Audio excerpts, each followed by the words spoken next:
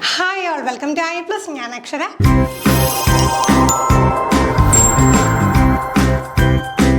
എക്സാമിനേഷനും seated എക്സാമിനേഷനും common ആയിട്ടുള്ള psychology questions നമ്മൾ കഴിഞ്ഞ സെക്ഷനിലൊക്കെ ഡിസ്കസ് ചെയ്തിരുന്നു. അതിൻ്റെ ഒരു കണ്ടിന്യൂഷനാണ്.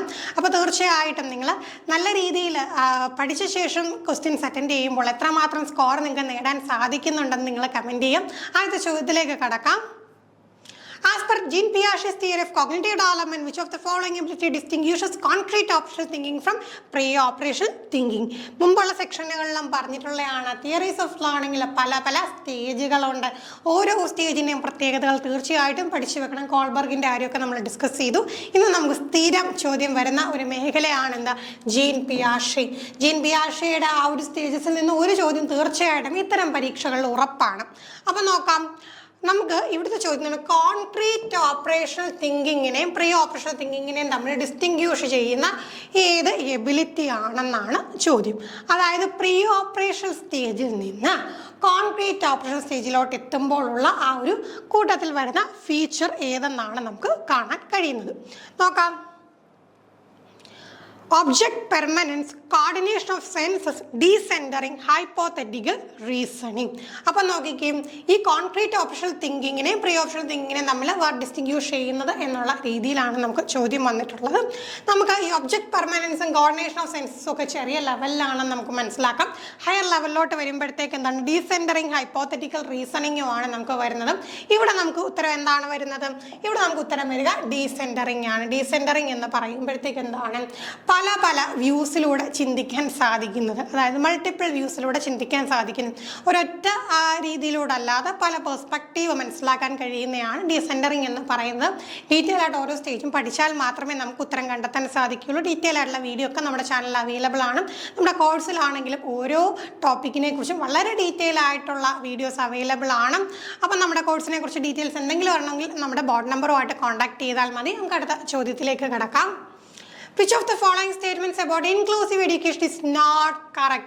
ഇൻക്ലൂസീവ് എഡ്യൂക്കേഷനെ കുറിച്ച് കറക്റ്റ് അല്ലാത്ത സ്റ്റേറ്റ്മെൻറ്റ് ഏതാണ്? പ്രത്യേകം ശ്രദ്ധിക്കുക, കറക്റ്റ് അല്ലാത്തത്. ഇൻക്ലൂസീവ് എഡ്യൂക്കേഷൻ എന്ന് പറയുമ്പോൾ എന്താണെന്ന് ആദ്യം മനസ്സിലാക്കുക. എപ്പോഴും എന്താണ്, എല്ലാവരെയും ഒരുപോലെ ഒന്നിച്ച് ഒരേ കുടക്കീഴിൽ കൊണ്ടുവരുന്നതും പല തരത്തിലെ ആളുകളെ തിരിക്കാതെ എന്ത് ചെയ്യുക, എല്ലാവരെയും ഒരേപോലെ ഒരേ രീതിയിൽ അവർക്ക് ഒന്നിച്ച് പഠിച്ചു പോകാൻ സാധിക്കുന്ന തരത്തിലുള്ള എൻവയോൺമെൻറ്റ് ഒരുക്കുകയാണ് ഇവിടെ ഇൻക്ലൂസീവ് എഡ്യൂക്കേഷൻ. എല്ലാവരും ഇൻക്ലൂഡഡ് ആണ്. അപ്പോൾ അതിൽ ആപ്റ്റ് അല്ലാത്ത സ്റ്റേറ്റ്മെൻറ്റ് ഏതെന്ന് നോക്കണം. And inclusive classroom centres around fixed curricula and standard assessment. Inclusive teaching means teaching in space that do not exclude.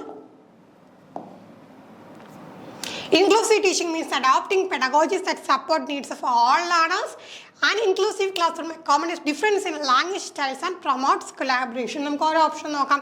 തീർച്ചയായിട്ടും എന്താണ്, പല ലാംഗ്വേജ് പഠിക്കുന്നവരുണ്ടെങ്കിൽ എന്ത് ചെയ്യുക, അവരെ എല്ലാം എന്താണ് അക്കോമഡേറ്റ് ചെയ്യാം, എല്ലാവരെയും ഒന്നിച്ച് കൊണ്ടുവരാം. അവരിൽ എന്താണ് കൊളാബറേഷൻ, അവർ തമ്മിൽ സഹകരിച്ചു കൊണ്ടുള്ള ഒരു പഠനം ഉറപ്പാക്കുക. അത് നമ്മുടെ ഇൻക്ലൂസീവ് എഡ്യൂക്കേഷൻ്റെ ഭാഗമാണ്. അടുത്ത ഇൻക്ലൂസീവ് ടീച്ചിങ്ങിൽ adopting pedagogies that support needs of all learners.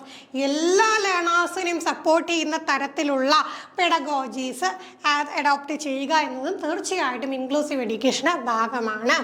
പിന്നെ ഇൻക്ലൂസീവ് ടീച്ചിങ് എന്ന് പറയുമ്പോൾ teaching in a way that do not exclude, ആരെയും ഒഴിവാക്കാതെയുള്ള പഠനം. അത് തീർച്ചയായിട്ടും അതിൻ്റെ കോറായിട്ടുള്ളൊരു ആശയം തന്നെയാണ്. പിന്നെ എന്താണ്, it centres around fixed curricula and standard assessment എന്ന് പറഞ്ഞു കഴിഞ്ഞാൽ അത് തെറ്റായിട്ടുള്ളൊരു സ്റ്റേറ്റ്മെൻറ്റ് ആണ്. കാരണം എന്താണ്, പലരും പല ലെവലിലുള്ളവരായിരിക്കും. അപ്പോൾ എല്ലാവർക്കും എന്താണ് ഒരേപോലത്തെ ഫിക്സഡ് കരിക്കുലം, വളരെ റിജിഡ് ആയിട്ടുള്ള ഫിക്സഡ് ആയിട്ടുള്ള ഒരു കരിക്കുലം കൊടുത്ത് എല്ലാവർക്കും ഒരേ ലെവലിലുള്ള സ്റ്റാൻഡേർഡ് അസസ്മെൻറ്റ്സ് നടത്തി കഴിഞ്ഞാൽ അത് ഇൻക്ലൂസീവ് എഡ്യൂക്കേഷൻ്റെ ഭാഗമല്ല എന്ന് നമുക്ക് മനസ്സിലാക്കാം. അപ്പോൾ നോക്കിക്കേ, ഈ ഒരു ഓപ്ഷനാണ് നമുക്ക് റോങ് ആയിട്ട് വരുന്നത്. ബാക്കി 3 കാര്യങ്ങളും ഇൻക്ലൂസീവ് എഡ്യൂക്കേഷൻ്റെ ഭാഗമായിട്ടുള്ള. അപ്പം ഈ പറയുന്ന മറ്റ് ഓപ്ഷൻസ് ഒക്കെ നിങ്ങളൊന്ന് ശ്രദ്ധിച്ചോളാം. ഇനി വരുന്ന പരീക്ഷകൾക്ക് എന്തായിരിക്കും, ഈ സ്റ്റേറ്റ്മെൻറ്റുകളൊക്കെ ആയിരിക്കും ചോദ്യങ്ങളായിട്ട് മാറുക. അപ്പോൾ ആ കാര്യങ്ങളൊക്കെ ഒന്ന് ശ്രദ്ധിക്കുക. അടുത്ത ചോദ്യം, reasoning, thinking and problem solving explained in which aspects of development. 3 കാര്യങ്ങൾ തന്നിട്ടുണ്ട്. എന്തൊക്കെയാണ്?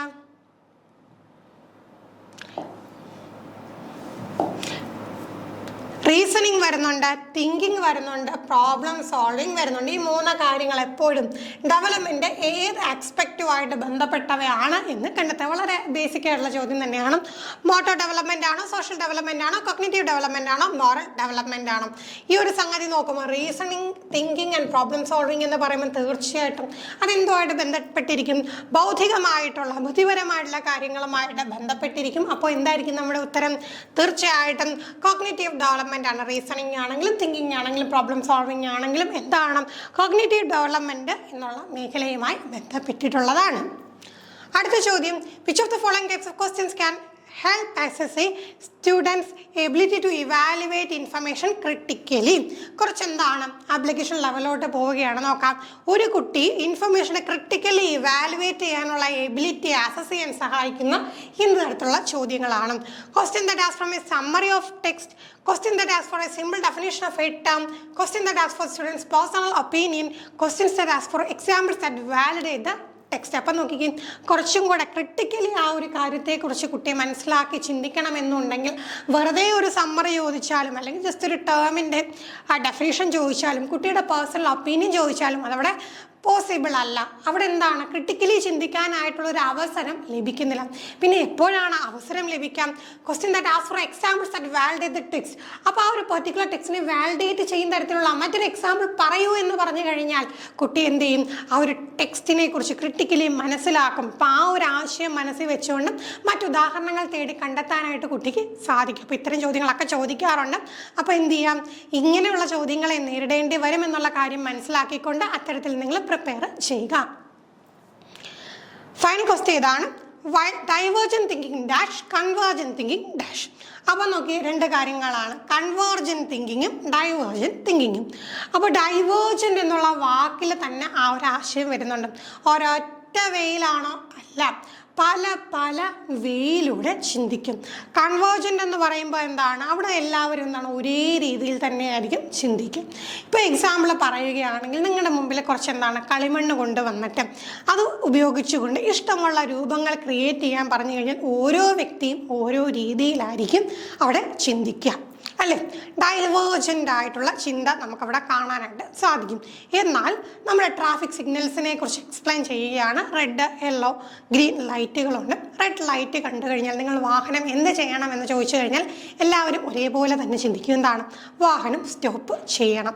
അപ്പോൾ ആ ഒരു വ്യത്യാസം നോക്കിക്കുകയും കൺവേർജൻ തിങ്കിങ്ങും ഡൈവേർജൻ തിങ്കിങ്ങും ഇനി തിരിഞ്ഞു പോകൽ. ഈ ഒരു എക്സാമ്പിൾ ഓർത്ത് വെച്ചാൽ മതി. കളിമണ്ണിൻ്റെയും ട്രാഫിക് സിഗ്നലിൻ്റെയും ഈ പറഞ്ഞ എക്സാമ്പിൾ നിങ്ങളൊന്ന് ഓർത്ത് വെച്ച് കഴിഞ്ഞാൽ നിങ്ങൾ പിന്നെ ബൈഹാർട്ട് ചെയ്യേണ്ട കാര്യമൊന്നുമില്ല, മനസ്സിലേക്ക് ഓടി വന്നോളും.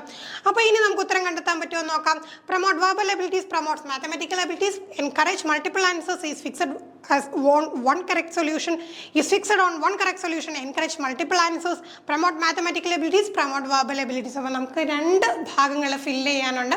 അപ്പോൾ ഫസ്റ്റ് ഗ്യാപ്പിൽ ഫില്ല് ചെയ്യേണ്ട കാര്യമാണ് ഓപ്ഷനിൽ ഫസ്റ്റ് കിടക്കുന്നത്. സെക്കൻഡ് ഗ്യാപ്പിൽ സെക്കൻഡ് ആയിട്ടുള്ള ആശയം. അപ്പോൾ ആദ്യം തന്നെ നമുക്ക് എന്തൊക്കെ അവിടെ നിന്ന് എലിമിനേറ്റ് ചെയ്ത് കളയാം? ഈ ഒരു വെർബൽ എബിലിറ്റി ആൻഡ് മാത്തമാറ്റിക്കൽ എബിലിറ്റിയെ നമുക്ക് കളയാം. പിന്നെ നമ്മളിപ്പോൾ പറഞ്ഞ എക്സാമ്പിൾ വെച്ച് ചിന്തിച്ച് നോക്കാം. ഡൈവേർജൻ തിങ്കിങ് എന്ന് പറയുമ്പോൾ പല രീതിയിലല്ലേ കളിമണ്ണ് വെച്ച് നമ്മൾ രൂപങ്ങൾ നിർമ്മിച്ചത്. അങ്ങനെ വരുമ്പോൾ എന്താണ്? Multiple answers. And convergent thinking എപ്പോഴും എന്താണ്? ഒരൊറ്റ സൊല്യൂഷൻ. റെഡ് സിഗ്നൽ കണ്ടാൽ എന്താ? നിർത്തുക, വേറെ സൊല്യൂഷൻ അവിടെ ഇല്ല. അപ്പം നമുക്ക് എന്ത് മനസ്സിലാക്കാം? Divergent thinking encourages multiple answers and is fixed on multiple answers and convergent thinking is fixed on one correct solution എന്ന് നമുക്ക് മനസ്സിലാക്കാം. അപ്പോൾ ഇത്രയും ചോദ്യങ്ങളാണ് നമുക്കിന്ന് ഡിസ്കസ് ചെയ്യാനായിട്ടുള്ളത്. മറ്റൊരു സെക്ഷനുമായി നമുക്ക് വീണ്ടും കാണാം. Thank you.